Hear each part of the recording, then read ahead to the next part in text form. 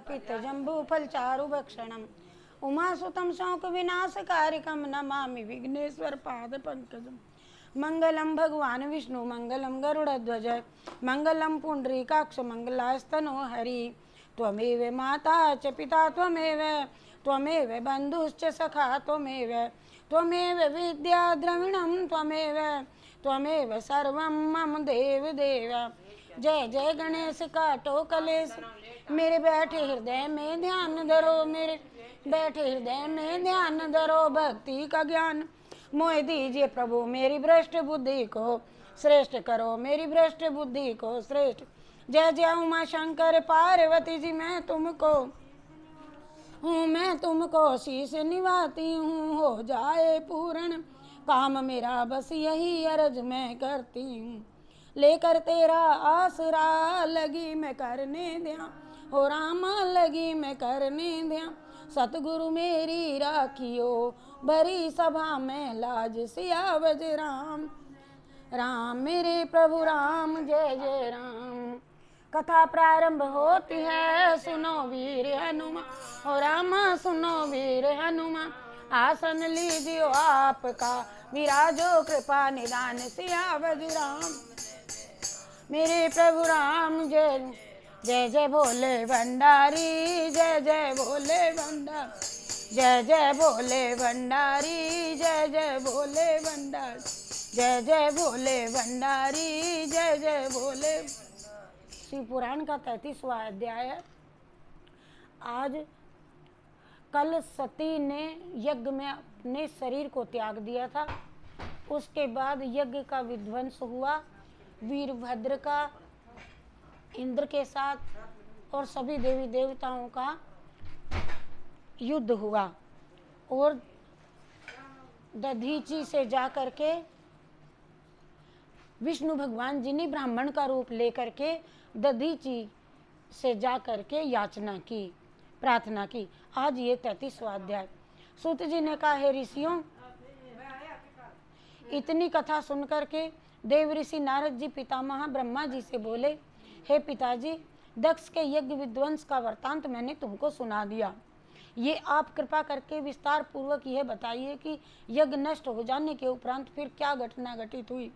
यह सुनकर के ब्रह्मा जी ने शिव जी के श्री चरणों का ध्यान धरने के उपरांत उत्तर दिया कि हे नारद, जब शिव जी के गणों ने यज्ञ में उपस्थित लोगों की इस प्रकार से दुर्गति की तथा उन्हें लज्जित किया, उस समय सभी सभासद उस स्थान पर आकर के मैं जहाँ तथा विष्णु जी हम सब बैठे थे रुदन करने लगे तथा विस्तार पूर्वक सब वृतांत बताने लगे। देवताओं तथा मुनियों की उस दुर्गति को देख करके हम दोनों को बहुत ही दुख हुआ। इसी समय जब सब लोगों ने त्राहिमाम की पुकार की, तब मैंने उन्हें समझाते हुए कहा, हे देवताओं तथा हे सप्तऋषियों, तुमने शिव जी को क्रुद्ध किया है और अन्य देवताओं के समान ही उन्हें जान करके भारी अपराध किया है। अतः अब तुम सब लोग शिव जी के चरणों पर में गिर करके प्रार्थना करो कि उनसे ही अब तुम्हारा अपराध क्षमा कराओ। तीनों लोकों में ऐसा कौन है जो शिव जी के क्रोध को सहन कर सके। भगवान सदाशिव रौद्र होते हुए भी आशुतोष हैं और वे सेवा करने पर शीघ्र प्रसन्न हो जाते हैं। अतः तुम सब उनकी शरण में जाओ। तुम सब शिव जी के बिना यज्ञ में अपना भाग लेना चाहते थे और उसी पर का फल यह तुम्हें प्राप्त हुआ है। जो लोग शिव जी के शत्रु बन करके सुख प्राप्ति की कामना करते हैं, उनका अंत तो ऐसा ही होता है। जो शिव जी को क्षण भर में ही संपूर्ण सृष्टि को भस्म कर देने वाले की सामर्थ्य रखते हैं, उनसे शत्रुता करके किस प्रकार सुख मिल सकता है। मैं भी और दधीची के श्राप के वशीभूत होकर के उस यज्ञ में चला गया था। अस्तु तुम लोग निश्चिंत होकर के शिव जी की शरण में जाओ, वे तुम्हें अवश्य ही क्षमा कर देंगे। ये एक बात ये भी है कि तुम्हें समझ लेनी चाहिए कि यदि शिव जी इस यज्ञ को नष्ट नहीं करते तो मनुष्य वेद की रीति का त्याग करके नास्तिक हो जाते। अतः उन्होंने जो भी कुछ किया है ये सब उचित ही किया है। इतना कह करके मैं और विष्णु जी तथा अन्य सब देवताओं के साथ में कैलाश पर्वत पर जा पहुंचा। और हे नारद, उस स्थान की सुंदरता का वर्णन किस प्रकार से किया जाए। वहां पहुंच करके किसी को भी किसी प्रकार की भी कभी भी कोई चिंता व शौक नहीं रहता। वहाँ चारों ओर सुंदर फुलवाड़ी लगी हुई है और जहाँ भांति भांति के सुंदर पुष्प तथा फल वृक्षों से सुशोभित हैं। कैलाश के आगे हम सब ने कुबेर की अलकापुरी को भी देखा, फिर उस पवित्र वट वृक्ष को भी देखा जिसके नीचे भगवान शिव शंभू जी बैठे तपस्या करते थे। जो लोग उन शिव जी के दर्शन प्राप्त करते हैं वे धन्य भाग हैं उनके।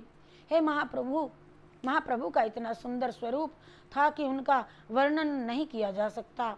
उनका शरीर अत्यंत कांतिमय था और उस समय वे वीरासन की मुद्रा में कुश के आसन पर बैठे हुए थे। तब मैंने विष्णु जी ने, दधि गुप्त ने और अन्य देवताओं ने, ऋषि मुनियों ने उन्हें प्रणाम करते हुए अनेकों अनेकों प्रकार की स्तुतियाँ की। जय जय भोले भंडारी, जय जय भोले, जय जय